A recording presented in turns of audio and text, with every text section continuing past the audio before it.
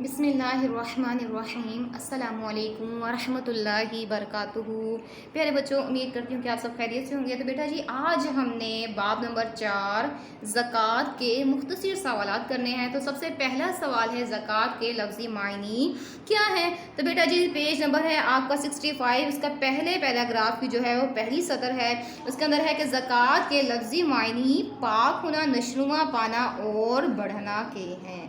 تو جی سوال نمبر 2 ہے، قرآن میں زکوٰۃ کے ساتھ کس کا حکم دیا گیا ہے؟ تو دیکھیں قرآن پاک میں جو ہے وہ زکوٰۃ کے ساتھ نماز کا حکم دیا گیا ہے۔ آپ کی جو بک ہے اس کا پیج نمبر 65 ہی کا جو ہے پہلے پیراگراف کی تیسری سطر ہے، اس کے اندر ہے چنانچہ قرآن کریم میں اقیموا الصلاۃ وآتوا الزکوٰۃ، نماز قائم کرو اور زکوٰۃ دیتے رہو کا حکم بار بار دہرایا گیا۔ یعنی کہ جس طرح نماز پڑھنا ہمارے لیے فرض ہے، بالکل اسی طرح سے ہر صاحب نصاب کے اوپر جو ہے زکوٰۃ ادا کرنا سال میں ایک مرتبہ یہ بھی فرض ہے، یہ بھی ضروری اور لازم ہے، جس کی عدم ادائیگی پر گناہ ہوگا۔ جی سوال نمبر ہے 3، حضرت ابوبکر صدیق نے کن کے خلاف جہاد کیا؟ تو دیکھیں جی بیٹا جی، سوال نمبر 3 کا آنسر ہے کہ حضرت ابوبکر صدیق، اس کا پیراگراف نمبر ہے آپ کا 3، اس کے اندر پہلی اور دوسری سطر ہے کہ رسول اللہ صلی اللہ علیہ وسلم کی رحلت کے بعد جب بعض لوگوں نے زکوٰۃ ادا کرنے سے انکار کیا تو حضرت ابوبکر صدیق نے ان کے خلاف جہاد کیا۔ تو جی بیٹا آپ کا نیکسٹ کوسچن ہے سوال نمبر 4، مصارف سے کیا مراد ہے؟ تو دیکھیں مصارف کا جو اگر روٹ ورڈ دیکھا جائے تو وہ صرف سے نکلتا ہے، صرف سے مراد ہے خرچ کرنا، یعنی کہ مصارف سے مراد ہے کہ خرچ کرنے کی جگہیں۔ اور اس کا ایک اور سوال بھی اس طرح سے بن سکتا ہے کہ مصارف زکوٰۃ سے کیا مراد ہے، یعنی کہ زکوٰۃ کا مال کن کن جگہوں پر یا کن کن اشخاص، کن کن لوگوں پر ہم جو ہے وہ استعمال کر سکتے ہیں یا پھر اس کو خرچ کر سکتے ہیں۔ جی اگلا سوال ہے بیٹا جی، زکوٰۃ ادا کرنے کے 2 فائدے بتائیے۔ تو 5واں پیراگراف ہے اس کا، اور 5ویں پیراگراف کی جو ہے دوسری سطر ہے کہ معاشرے میں نفرت و انتقام کی بجائے کیا ہو جاتا ہے، ہمدردی اور باہمی احترام اور باہمی محبت کے جذبات کو فروغ حاصل ہوتا ہے، اور زکوٰۃ دینے والے کے دل سے مال کی محبت مٹ جاتی ہے اور اللہ تعالیٰ کی رضا حاصل کرنے کا جذبہ غالب آ جاتا ہے، غریبوں سے ہمدردی پیدا ہو جاتی ہے، اور دولت کے گردش میں آنے سے معاشرے کے افراد کی مالی حالت بہتر ہو جاتی ہے۔ یہ چند فوائد میں نے آپ کے سامنے جو ہے وہ ذکر کیے ہیں، آپ ان میں سے کوئی بھی 2 لکھ سکتے ہیں، یاد سارے کیجیے گا کیونکہ ہو سکتا ہے کہ بورڈ میں آپ سے جو ہے وہ 2 سے زیادہ کا تقاضا کر لیں، اس لیے آپ سارے یاد کر لیجیے گا، جتنے وہ آپ سے مانگیں گے آپ انہیں بیان کر دیجیے گا۔ تو جی بیٹا جس کے بعد آپ کا سوال ہے، قرآن پاک میں زکوٰۃ ادا نہ کرنے والوں کے خلاف کیا بیان کیا گیا ہے یا کیا وعید بیان کی گئی ہے؟ تو جی اس کا جواب ہے آپ کا پیراگراف نمبر 4 ہے، اور اس کے اندر جی یہ بتایا گیا ہے، اور وہ ہے سورۃ التوبہ کی آیت نمبر 34 35، اور پیج نمبر آپ کا ہے 65۔ اس کے اندر ہے کہ اللہ تعالیٰ نے فرمایا کہ جو لوگ سونا چاندی سینت کر یعنی کہ جمع کر کے خزانہ بنا کر رکھتے ہیں اور اسے اللہ تعالیٰ کی راہ میں خرچ نہیں کرتے، انہیں دردناک عذاب کی خبر سنا دیجیے۔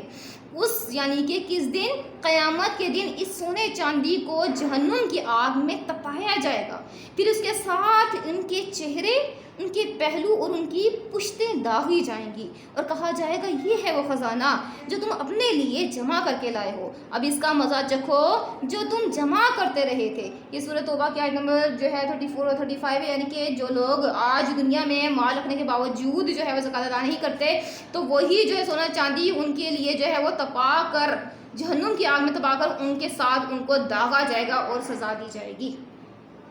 تو جی اس کے بعد بیٹا سوال ہے آپ کا نیکسٹ، مصارف زکوٰۃ بیان کیجئے۔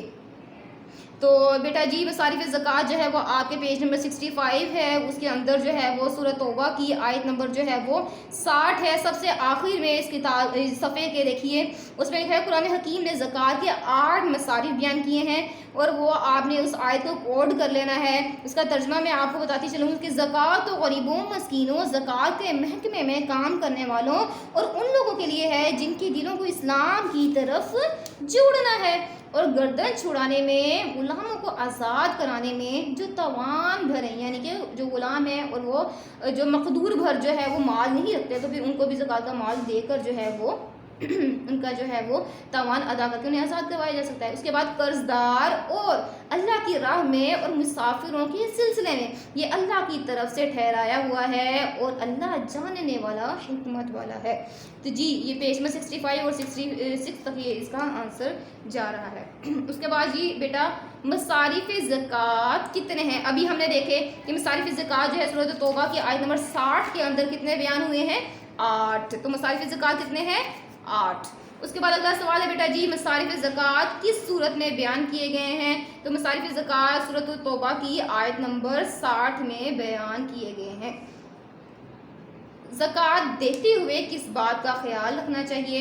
تو اس کا جواب بیٹا جی آپ کا پیج نمبر 66 ہے اور اس کے سب سے آخری جو ہے، آخری بھی اور دوسرا پیراگراف بھی ہے، اس کے اندر لکھا ہوا ہے کہ زکوٰۃ دیتے وقت پہلے اپنے قریبی رشتہ داروں کا خیال رکھا جائے، باہر کے لوگوں کو بعد میں دی جائے۔ اسی طرح جو لوگ خود بڑھ کر سوال نہیں کرتے، غربت کے باوجود خوددار اور غیرت مند ہوتے ہیں، انہیں تلاش کر کے زکوٰۃ و صدقات دیے جائیں۔ تو جی اس کے بعد آپ کا اگلا سوال ہے کہ جی نصاب سے کیا مراد ہے؟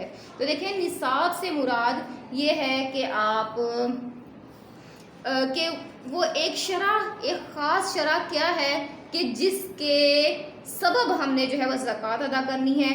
تو وہ سونے کا نصاب الگ ہے، چاندی کا نصاب الگ ہے۔ سونے کا جو نصاب ہے 7.5 تولہ سونا ہو تب اس کے اوپر جو ہے زکوٰۃ جو ہے وہ فرض ہو جاتی ہے۔ اگر جو چاندی ہے 52.5 تولہ جو ہے وہ چاندی ہو تب اس کے اوپر زکوٰۃ فرض ہو جاتی ہے، یا پھر آپ کے پاس 7.5 تولہ سونا یا 52.5 تولہ چاندی کے مطابق جتنی اس کی آج قیمت ہے اتنی آپ کے پاس رقم موجود ہو تو اس کے اوپر بھی آپ کو جو ہے وہ زکوٰۃ ادا کرنا لازم ہے۔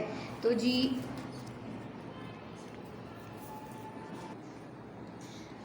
بیٹا جی اگلا سوال ہے ہمارا شرح زکوٰۃ کتنی ہے، یعنی کہ ہم نے جو زکوٰۃ ادا کرنی ہے وہ کتنی % جو ہے اپنے مال میں سے ادا کرنی ہے؟ تو وہ جو میں نے ابھی آپ کو نصاب بتایا اس میں سے آپ نے 2.5% یعنی کہ 2.5% اپنے مال میں سے جو ہے وہ زکوٰۃ کی رقم جو ہے وہ ادا کرنی ہے۔ جزاکم اللہ خیر۔ السلام علیکم ورحمۃ اللہ وبرکاتہ۔